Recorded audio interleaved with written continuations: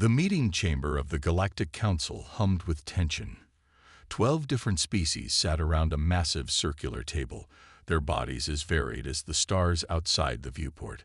Some floated in containment fields, others perched on specially designed chairs, but all focused their attention on the holographic display at the center. Earth continues to be an anomaly, stated Director Bell, his forearms gesturing at the rotating image of the blue planet. Their development has been erratic at best, catastrophic at worst. The Council had observed Earth for centuries, monitoring its inhabitants' progress from primitive tool users to a spacefaring civilization. Unlike other species who followed predictable development patterns, humans had advanced in chaotic bursts, often driven by conflict rather than cooperation. Their technological growth is concerning, added Representative Moore, her crystalline form reflecting light across the chamber. They progress through destruction, then rebuild. It's wasteful and dangerous.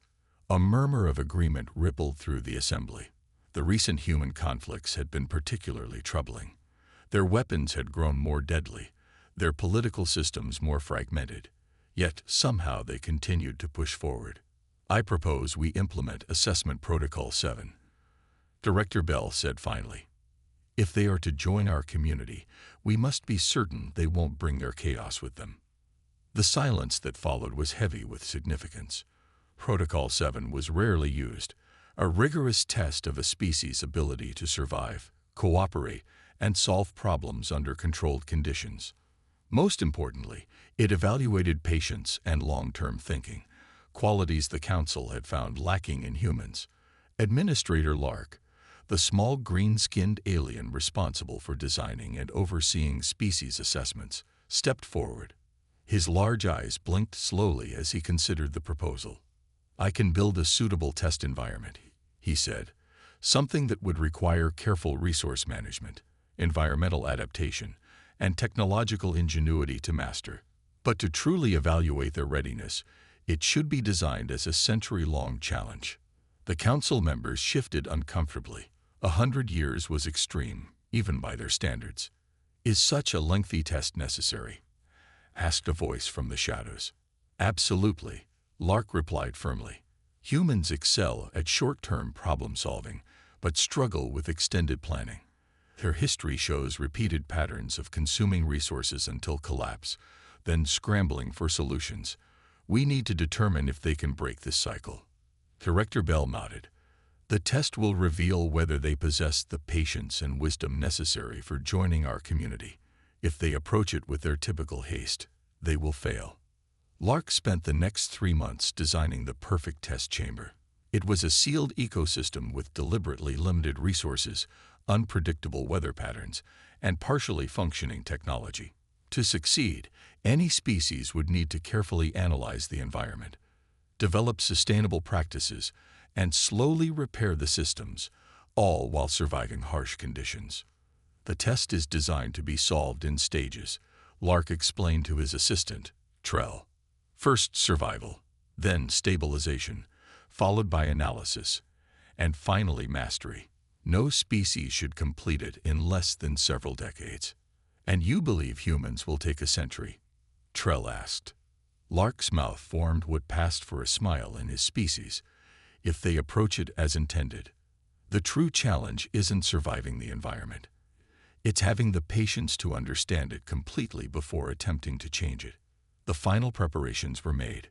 3 human subjects would be selected, transported to the facility without warning, and monitored continuously. The Council would have their answer, one way or another.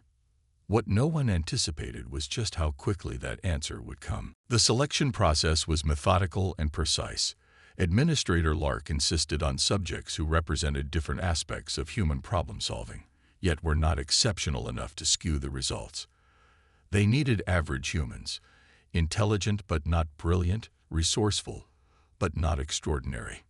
We must be careful not to choose outliers, Lark explained to the selection committee.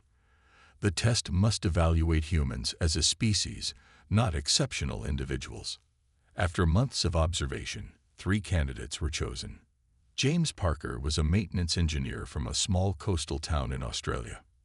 At 34, He had spent his life fixing things others considered beyond repair. There was nothing flashy about his methods, just practical solutions born from necessity and limited resources. The committee noted his tendency to repurpose objects rather than discard them, a useful trait for the resource-limited test environment. He sees connections between unrelated systems, observed Trell as they watched James repair a neighbor's boat engine using parts from an old washing machine. But he lacks formal scientific training. Anna Petrov was their second choice, the theoretical physicist from Russia. She worked at a mid-level research facility studying energy transfer systems. At 41, her career had been respectable but unremarkable. What caught the committee's attention was her ability to identify patterns in complex systems. She finds order in chaos, Director Bell noted as they watched her work. Yet she struggles to apply her insights practically, a curious limitation. The final selection was Marcus Okafor, a behavioral ecologist from Kenya, who specialized in studying how species adapt to changing environments. At 37, he had spent most of his career in the field, working with limited funding and basic equipment. His strength was understanding the relationships between living things and their surroundings. He sees ecosystems as interconnected webs, Lark said. This perspective might help them survive the early stages, but the technological challenges will likely confound him. On a clear Tuesday morning in April, all 3 humans were simultaneously transported to the testing facility. The extraction was smooth. One moment they were going about their daily routines. The next, they found themselves in a stark white chamber with nothing but the clothes they wore. The observation team watched closely, expecting confusion, panic, or at least distress. Instead, they saw something surprising. "Hello," James said, looking at the others with raised eyebrows but remarkably steady hands. "I'm guessing neither of you arranged this little vacation either." Anna shook her head, already examining the seamless walls around them. No windows, no visible door. Interesting construction. Marcus knelt to touch the floor. Temperature controlled.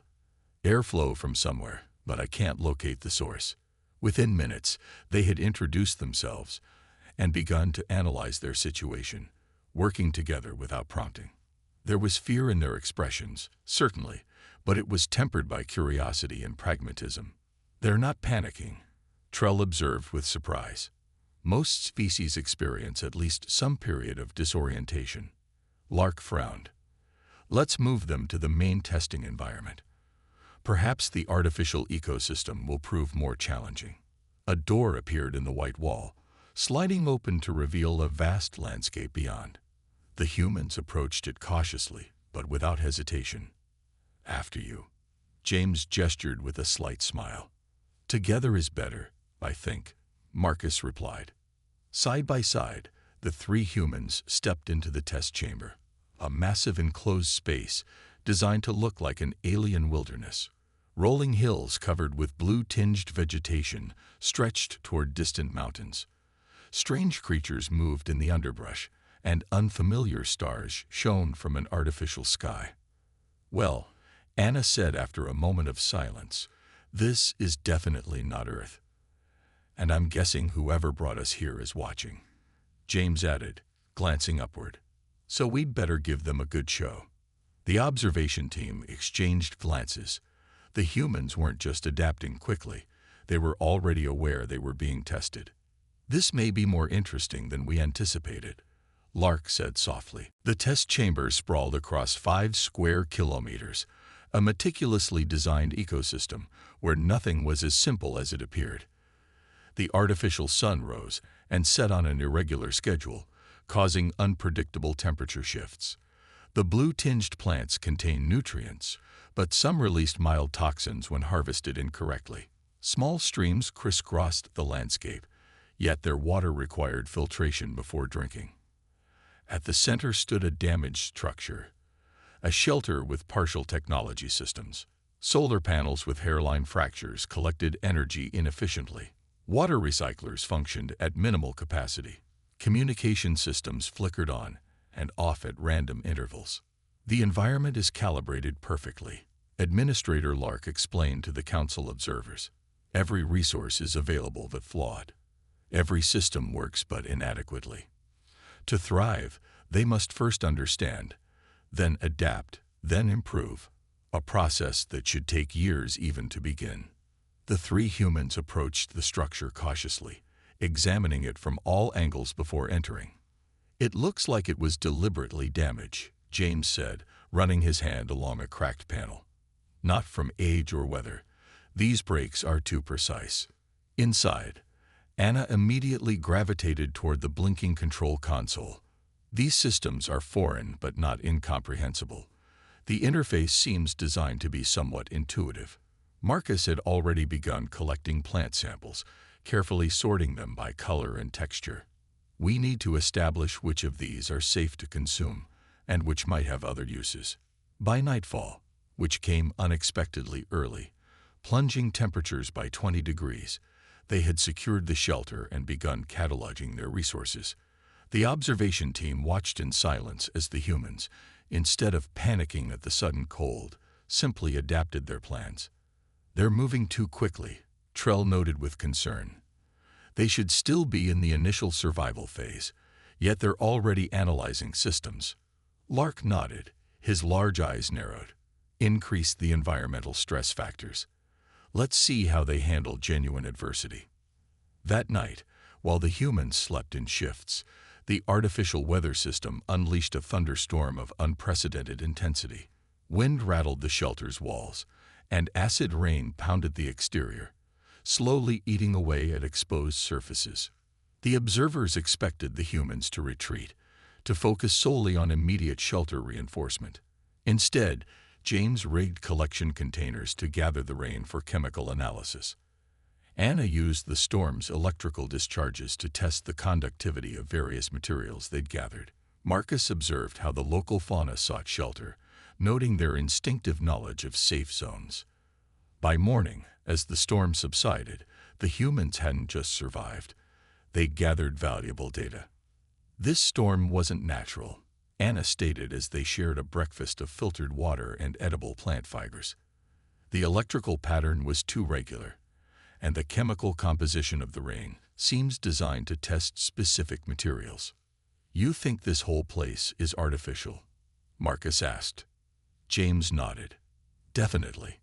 Nothing here evolved naturally. It's all been engineered, and not very subtly, once you start looking for the patterns." In the observation chamber, Lark's assistants exchanged worried glances.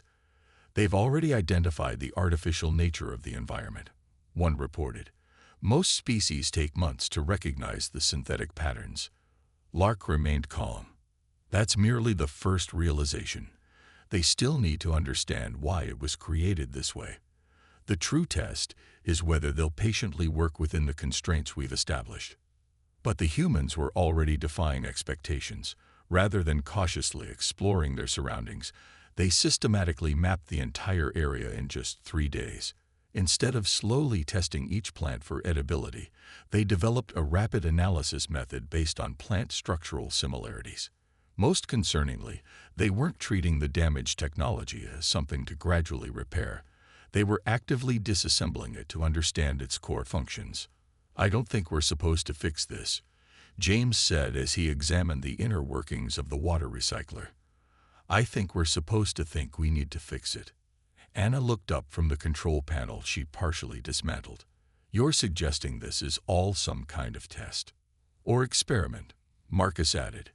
"And if that's true, then the most important question isn't what we're supposed to do with all this." James finished the thought. "It's who put us here, and what they're really looking for." In the observation room, Lark's expression darkened. The test had barely begun, yet the humans were already questioning its fundamental premise. Day 4 brought a dramatic shift in the human strategy. While the observation team expected them to establish routines and begin the long process of adaptation, the 3 test subjects gathered for what appeared to be a serious planning session. "If this is a controlled experiment," Anna said, sketching diagrams in the soil floor of their shelter, "then everything here serves a purpose. Nothing is random, even when it's designed to appear that way." James nodded, examining a circuit board he had removed from the environmental control system. These components are deliberately flawed. See these connections? They're designed to function at about 60% efficiency. The same pattern exists with the plant life.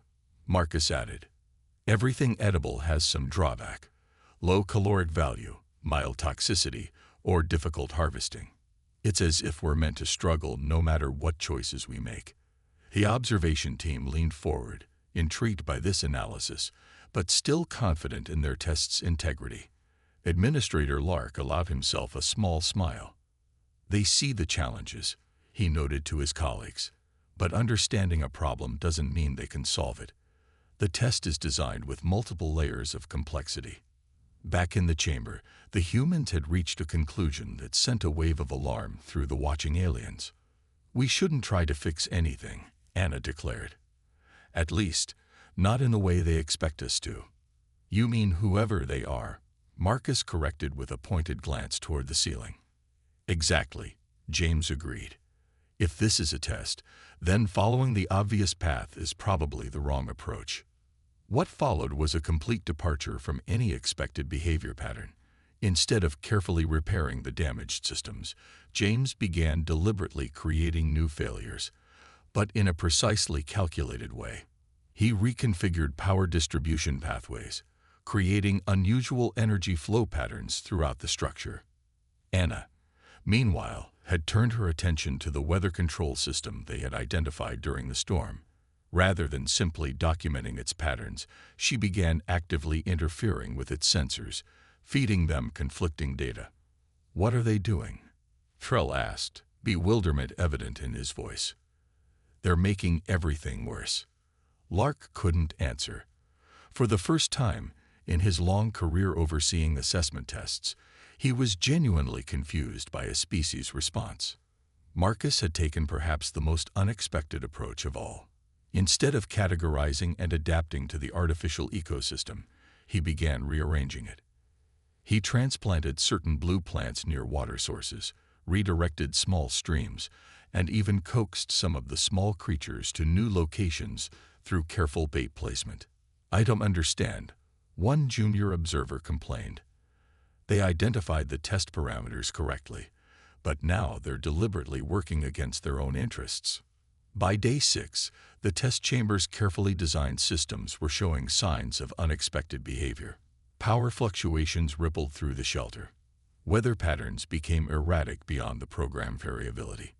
The ecosystem began showing signs of realignment, with energy and resource flows shifting toward patterns the designers had never intended. They're not trying to survive the test. Lark found time seemed to slow in both the test chamber and the observation center as the emergency protocols engage. Lights throughout the chamber flickered, dimmed, and then stabilized at half their normal intensity. The artificial weather system shut down completely, leaving the sky a flat, unnatural gray. Every system entered protection mode, reverting to its most basic programming. System reset in progress, announced an automated voice that had never been intended for the test subjects to hear. Inside the chamber, the three humans exchanged looks of cautious triumph. Their theory had proven correct. Push enough systems to the brink simultaneously, and the underlying framework would protect itself by initiating a reset. It worked, Anna whispered, almost disbelieving despite her confidence in their plan. In the observation center, technicians worked frantically to regain control, but the autonomous protection systems had taken over. The test chamber had been designed with multiple failsafes to prevent permanent damage to its expensive and complex infrastructure. Now those very failsafes were giving the test subjects unprecedented access. They're gaining entry to system functions that were never meant to be accessible. Trell reported, horror evident in his voice. The reset sequence has temporarily disabled the security protocols. On the screens, they watched as Anna quickly navigated through command menus that had suddenly become visible on the control panel. The interface had changed completely, showing not the simplified controls of the test environment, but the actual system architecture itself. Look at this, she called to her companions. It's a complete schematic of this place. And more. There's something beyond these walls. James leaned in, quickly analyzing the new information. These are maintenance pathways, service corridors that run behind the environmental sections. Marcus pointed to another section of the display. And look here, life support systems for something much larger than just us. Whatever this place is, it's massive. Administrator Lark watched in stunned silence as his carefully designed test unraveled before his eyes. The humans weren't just breaking the rules of the game. They had flipped the board entirely, and were now examining how it was built. "We need to shut it down," Director Bell ordered. "Terminate the test immediately." Lark shook his head slowly. "We can't. The protection protocols have locked us out for the next 12 minutes while the systems stabilize. It's a core safety feature we can't override. And in 12 minutes, they'll have had access to the full system architecture. There's no telling what they'll understand by then." Inside the chamber, the humans worked with focused intensity. James had accessed the power distribution network and was rerouting energy to maintain their access to the control systems. Anna was downloading as much data as possible about the facility. Marcus had found the environmental controls and was analyzing the actual composition of their artificial world. "This whole place is a test," he confirmed, reading through file after file. "We're being evaluated for something. Integration into a larger community, it seems. And this test was supposed to take 100 years to complete," Anna added, having found the original parameters. "They expected us to slowly adapt to the resource limitations and gradually repair the technology." James laughed. "Why repair something when you can replace it with something better? That's never been humanity's approach." As the minutes ticked by, they continued exploring the system, uncovering not just the details of their test, but information about those who had designed it. The Galactic Council, multiple alien species, an entire interstellar community waiting beyond Earth. "These maintenance corridors," James said suddenly, pointing to a section of the schematic. "They lead to an exit. We can actually leave the chamber." Anna checked the system clock. "The reset sequence completes in 2 minutes. We'll lose access to these controls then." "We don't need the controls anymore," Marcus said confidently. "We've already got what we came for. And more importantly, we know where to go next." As the reset completed, and the systems began returning to normal, the three humans gathered their notes and the few tools they had created. With newfound purpose, they headed toward a section of wall that, according to the schematics, concealed an access point to the maintenance corridors. In the observation center, the mood had shifted from panic to resignation as the monitors came back online. "They're heading for the service entrance," Trell reported unnecessarily, as everyone could see it on the displays. Lark nodded slowly. "Then we should prepare to receive them. The test is over." "This wasn't the outcome we expected," Director Bell said quietly. "No," Lark agreed. "It's far more interesting." The observation center had transformed from a place of clinical detachment to one of barely controlled chaos. Screens flashed with warnings as systems throughout the test chamber reported anomalous behavior. Technicians rushed between monitoring stations, attempting to isolate and contain the cascading disruptions. Administrator Lark stood at the center of this storm, his usual calm completely shattered. "How is this possible?" he demanded, gesturing at the main display where red warning indicators continued to multiply. The chamber was designed to resist manipulation for decades. Trell, who had been analyzing the data streams, looked up with an expression of reluctant admiration. "They're not manipulating the chamber in any way we anticipated. They're creating deliberate system conflicts." On the screens, they could see Anna working at the main control panel she had partially disassembled. Her fingers moved with surprising confidence across the alien interface. "The remarkable thing," one senior analyst noted, "is that she doesn't fully understand our technology, yet she's instinctively identifying its vulnerabilities." Meanwhile, James had connected several seemingly unrelated systems into what appeared to be an improvised network. Energy that should have flowed to life support was being diverted through communication arrays, creating unusual data patterns in the process. "He's generating some kind of signal," another technician reported. "It doesn't match any known communication protocol." Marcus's role had become clear as well. His ecosystem modifications weren't random. They were creating physical pathways for energy and resources that mirrored the electronic pathways James was establishing. The biological and technological systems were being merged in ways the designers had never imagined possible. "I need a simple explanation," Director Bell demanded, having been summoned by the escalating alerts. "What exactly are they doing?" Lark took a deep breath before answering. "They're not solving the simulation," he said slowly. "They're hacking the simulation itself." The room fell silent as the implications sank in. The test had been designed to assess how humans would survive within given constraints. No one had considered they might reject those constraints entirely. "Can you stop them?" Bell asked. Lark spread his forearms in a gesture of helplessness. "We designed the chamber to resist direct damage and escape attempts. We never programmed it to defend against this kind of creative subversion." On the main screen, the three humans had gathered around the central control system. They seemed to be making final preparations for whatever they had planned. "They work together seamlessly," Trell observed. "No leadership struggles, no wasted effort." "That's perhaps the most unexpected development," Lark agreed.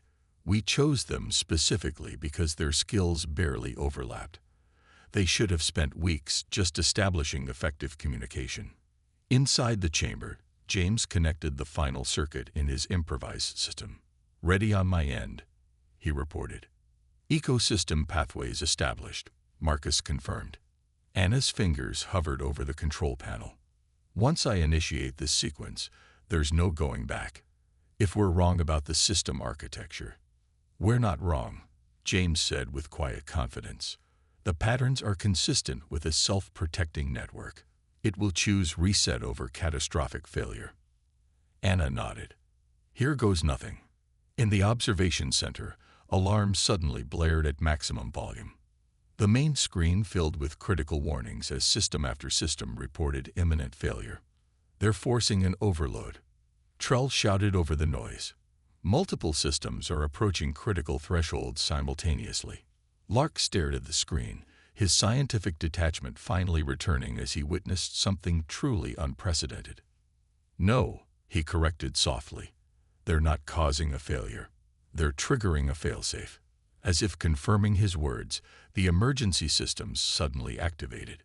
A previously hidden protocol initiated, one designed to protect the test infrastructure itself from catastrophic damage. The screens flickered, and for a brief moment, the chamber's artificial reality wavered, revealing the underlying framework that controlled it all. "Impossible," Director Bell whispered. But the evidence was undeniable. Somehow, in just 8 days, the humans had pushed beyond the test parameters and touched the very foundations of the simulation. And they were smiling. The Grand Assembly Hall of the Galactic Council had never been convened on such short notice. Representatives from 200 species filled the tiered seating, their murmured conversations creating a wave of sound that echoed through the vast chamber. Emergency sessions were rare enough to be concerning. Emergency sessions called to discuss a species assessment were unprecedented. At the center of the hall, the three humans stood on a raised platform, surprisingly composed despite their extraordinary circumstances. They had been provided with fresh clothing and translation devices, but otherwise remained as they had emerged from the test chamber, tired but triumphant. Director Bell called the assembly to order, his forearms raised for silence. "Esteemed colleagues," he began, "we face an unusual situation. The human assessment has concluded after only 12 days. Administrator Lark will present his findings." Lark stepped forward, his green skin still pale from the stress of the past week. He activated a holographic display showing the test chamber's design and the humans' unexpected approach. The assessment was designed to evaluate human capacity for long-term planning, resource management, and gradual technological advancement, he explained. We created an environment that would require careful analysis and patient improvement over decades. Images appeared showing the humans' systematic dismantling and repurposing of the test systems. What we witnessed instead was a fundamental rejection of the test parameters. Rather than adapting to the environment, the humans sought to understand its underlying structure. Rather than working within constraints, they identified and exploited systemic vulnerabilities. A ripple of unease moved through the assembly. Several representatives leaned forward, their varied anatomies expressing universal concern. "Are you suggesting they cheated?" asked a crystalline being from the upper tier. James stepped forward before Lark could answer. The translation device at his throat glowed as he spoke. "We didn't cheat," he said firmly. "We solved the actual problem, not the artificial one you presented."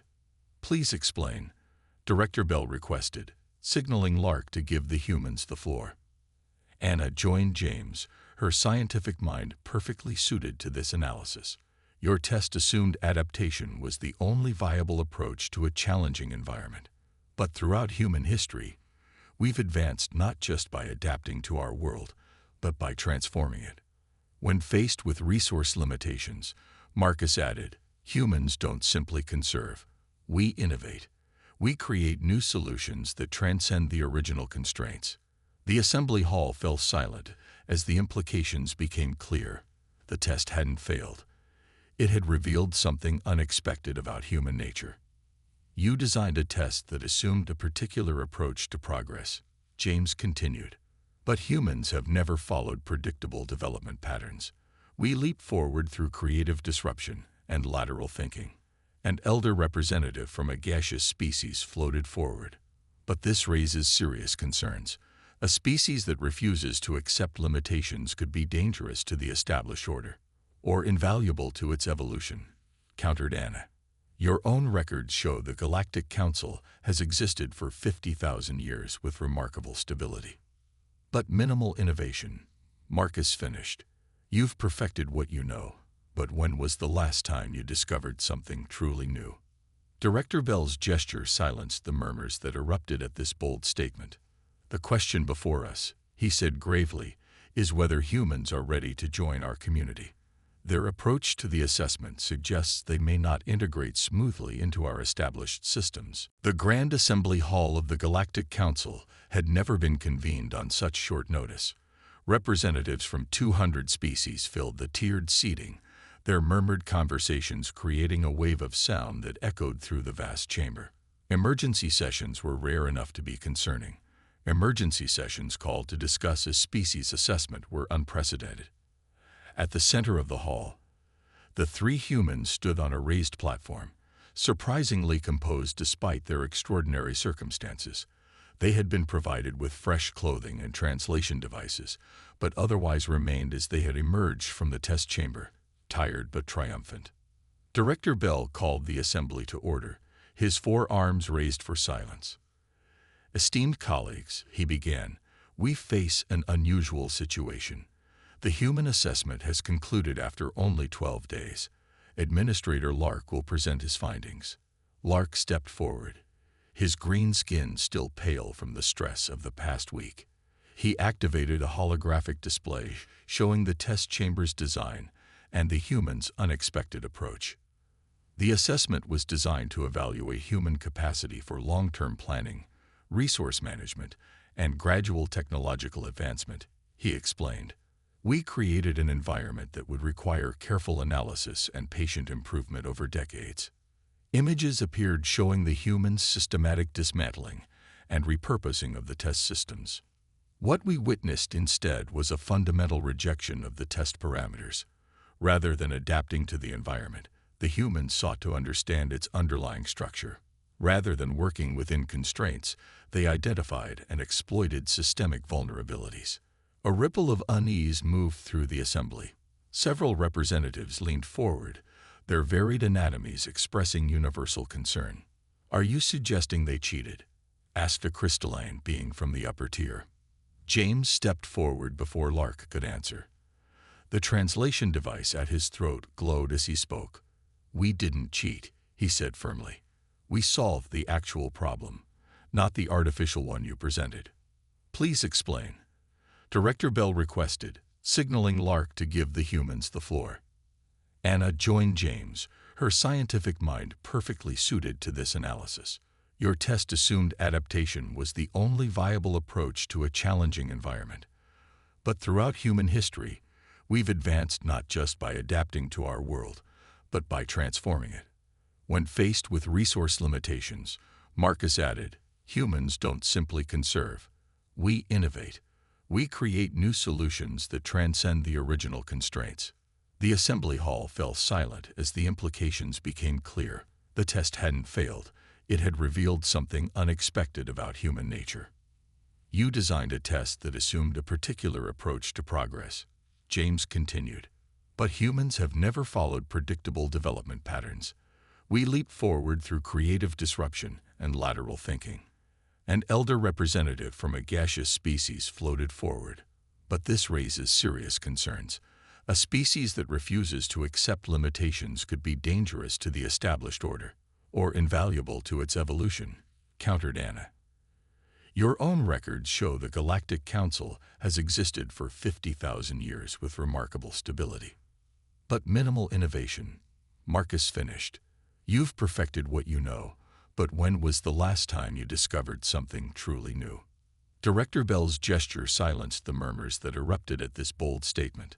The question before us, he said gravely, is whether humans are ready to join our community. Their approach to the assessment suggests they may not integrate smoothly into our established systems.